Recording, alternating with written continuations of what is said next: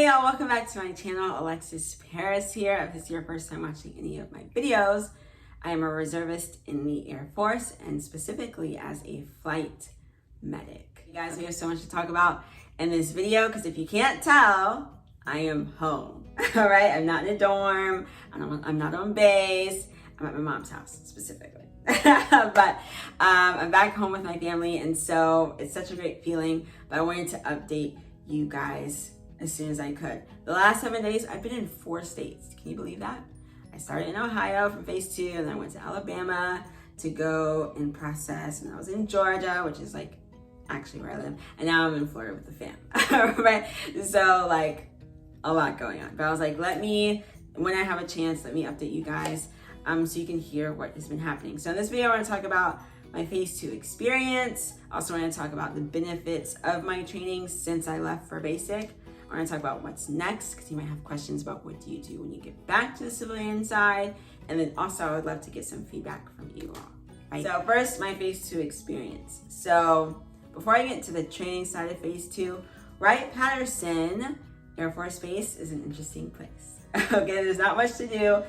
You will need a car. If you ask any Ohio native, they'll give you like 2 exciting things to do in Ohio. I think one is Kings Island, and the second one, I can't remember the second one. But there's 2 things. Ask them and you'll find out. So there's 2 exciting things to do there. But you have to be creative. There is food, right? I had for my birthday, I spent my birthday there. I had my friends go skating, and they were like reluctant at first, and they enjoyed it at the end. So skating was super fun. You just have to be creative. Have a positive outlook and you'll be okay. Okay. But yeah, so that's as far as the surrounding area. Training itself was cool. Wright Patterson, you should know, is not a major trauma hospital, so the patient volume isn't like massive. There will be a lot of downtime. If you have it, you will have it. So maximize that time to either ask questions, interact with the patients, figure out what you want to do next when training is over, because it will be there. However, with all that being said, I am ultimately grateful for phase 2 because it gave me the clarity that I was looking for. After phase 1, after Fort Sam, I was like, all right, I'm still not sure what I want to do in the medical world, because if you've seen why I joined the Air Force Reserve, you know that my background is in dance, right? Medical is a huge like shift, a whole new world for me. And so it's kind of hard to distinguish what I want to exactly do and something that I've never done before, right? So I was going to phase 2 hoping I would get some clarity. I went in there with a lot of curiosity and with an open mind and a willingness to learn so that I could get that clarity, and I gained it. So now I know what I want to do next, which I'll talk about in a sec. So overall, phase 2 was cool. It gave me what I needed, and I got my training that I was looking for. Some of the units, you may be curious about what are some of the units that you go to. Like some of them, you could be in pediatrics, you could be in labor and delivery, you could be in the lab where you're like drawing blood, you could be in the ICU, you could be in the surgical unit, you could be in SU, you could be in family health, right? So you kind of just rotate around, right? So, and you may see like really cool things, you may see nothing. Okay, so it just depends. It depends on the day. I got to see some surgeries, right? You can be in the OR with the surgeons actually see. My last surgery that I saw was a spinal rhinoplasty. Like the guy's nose was like up here. I could see the bone. It was a lot. I also saw an IUD insertion. That was interesting. What else did I see? I saw a rotator cuff repair. I got to hold a baby for an hour. It was great. I loved L&D. So, and then some people like are able to go on ambulance calls when they're in the ER. You might see a vasectomy. There's some of the things that some of my classmates saw. All types of things, right? So just be open to learning, to kind of getting clarity about what you want to do. If you want to continue medical on the outside or not, all up to you, right? So phase 2 was cool. I made it I did it. Right, we're happy about it. Secondly, I want to talk about my benefits of training. I'm looking down because I got notes. I don't want to miss anything. Okay, so next I want to talk about benefits of training. So I left for basic January 26th, right? And then I finished phase 2 August 23rd. Yes? Yes, pretty sure that's it. August 23rd. And so that's 7 months, right? 7 months being away from home. By the end, I was so ready to be home, okay? Oh, wait. Back it up. Another great thing about phase 2 that I really enjoyed was that I did not have a roommate for 42 days. Blessing. Okay, back to where you were. Back to where you were. But yeah, so 7 months of not being near my family, being away from home. I saw my person one time, felt the entire time. And yeah, it's a long time. So what did I ultimately gain from it? Am I grateful that I made the decision? Yes. One reason, because I now have a whole new career field that I can dive into on the civilian side, medical, something that's not going to go away, something that I have flexibility in. There's so many different routes you can take, and something that I actually enjoy, which I learned in phase 2. It's fun to me.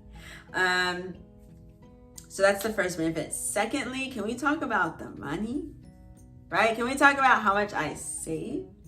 Because that was a huge, what's the word? Attractive factor. That's not the word I'm looking for, but that is something that I wanted as a result of enlisting, and I got it. So I'm going to share with you. I'm going to be personal for a second, right? I was able to save $10,000 in 7 months. Guys, that's crazy. That's big for me. I don't know if it's big for you, but that's big for me. Okay. And that's on top of making sure, my place was taken care of. That's on top of insurance, investments, student loans. I was able to rack that in my pocket. Right? So that was a huge contributing factor to why I joined, and that was something that I wanted, and I was able to obtain it. So if you're looking for a way to put yourself financially in a better place, it will get you there, because it's so hard to do that when you don't have a break from life, when all of your expenses are already on you, which is the place I was in. I had my own spot, I had my own car, I was carrying all my expenses, and I was working. And so it's kind of hard to find the opportunity to save a lot of money in a short amount of time. But being away for training allowed me to get that. So that was huge for me. That's something I'm so happy about, something I can leverage now that I'm back home. And that's something for you to keep in mind too. So those are the 2 main benefits of training that I wanted to share, because I'm so happy that I gained them. And then next I want to talk about what's next, right? You may be asking, so once training's done, when do you go back to base? When do you start your civilian job? I saw someone comment and asked, when do you work your Air Force job? When do you do your civilian one? Do you go back to school? So first I should say that my training isn't completely over, right? If you're a ground medic, then you're good, you're straight. I am, like, the technical job term is aeromedical evacuation technician, or AE, or flight medic. So I still have to go to flight school, and flight school is actually at Wright Patterson Air Force Base, and we were able to tour the schoolhouse, and it was super cool, made me super excited. But my training isn't completely done yet. As a reservist, you're not in the front of the line, you're at the back, right? Because active duty is priority. So I still don't have my school dates for my next few months of training. I kind of calculated it, and I still have 3 months of training before I'm fully qualified to do my job in the Air Force. But I still have my medic patch. Okay, I am a medic. So because my training isn't done yet, there's a couple of things I can start, or I can dive into, or things I can do.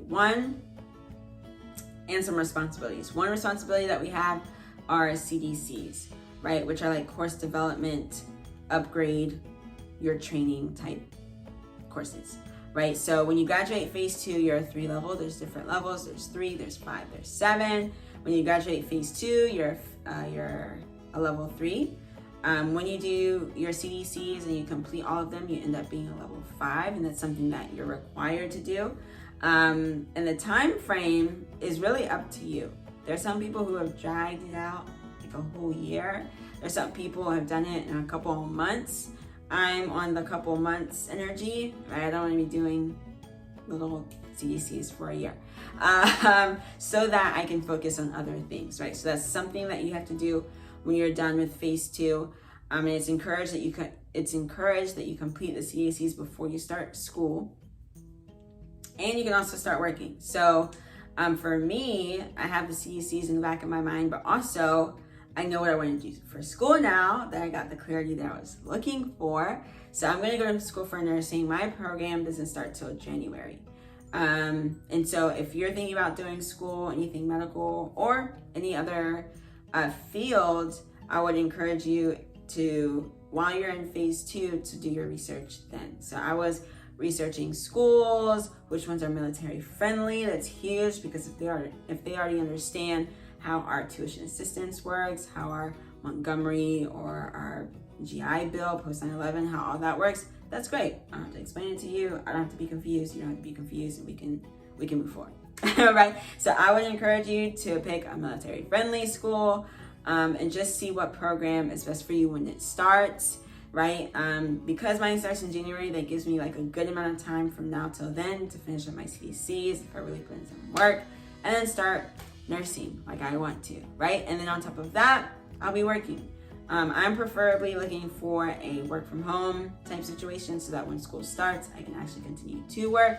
I'm also considering some other options too, but that's something that would be next after training, right? So schooling, CDCs, working, whatever you need after training's over. And then, just take it from there. So those are some of the things that I'm focusing on. That just gives you an idea of what happens. I don't know if I answered the question already, but someone asked if when do you do your Air Force job, and when do you do your civilian job? So as a reservist, your commitment is once a month to your command, to your base, and then 2 weeks into the summer, right? So when you're on base, you're doing your Air Force job that you were trained to do, and then all the other days of the month, you're working as a civilian where you live. And it's just as simple as that. And then we have like your annual training, which is 2 weeks out of the summer, that you go to wherever they send you to do your training for that in your Air Force job. Yes?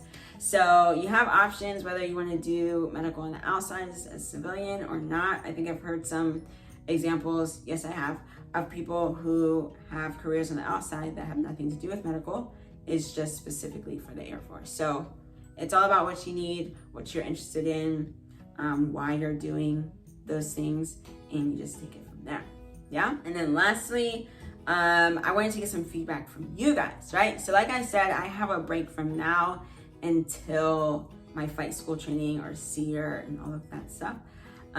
So I'm kind of brainstorming on how I want to keep engaged and involved with you guys and where I want to take the channel. I know that I want to stay connected with you all because you guys continue to ask me questions, which I love. I have people that reach out to me on Instagram, and when I have the chance to respond, I do, about specific questions. I think that's wonderful, and I love to be as helpful as I can be. So what would you guys like to see? Would you guys like to see my job hunt, or what I'm doing in the in-between time? And of course, I'll be uploading as I start my next trainings, like flight school and all of that too. But I would love to hear your feedback. What would you like to see? Because I would love to continue to give you guys some content in the meantime, between time. So yeah, that's all I have for you guys, I believe. Yep. And I hope that you guys enjoyed this video. If you watched all the way to the end, you're a real one, because it was a little long, but we had a lot to cover. But make sure that you like the video, subscribe, leave a comment if you have any questions. As always, put it in the comments below, and I will get to you when I can, as soon as I can. And I'll see you guys in the next video. Thanks for watching. Peace.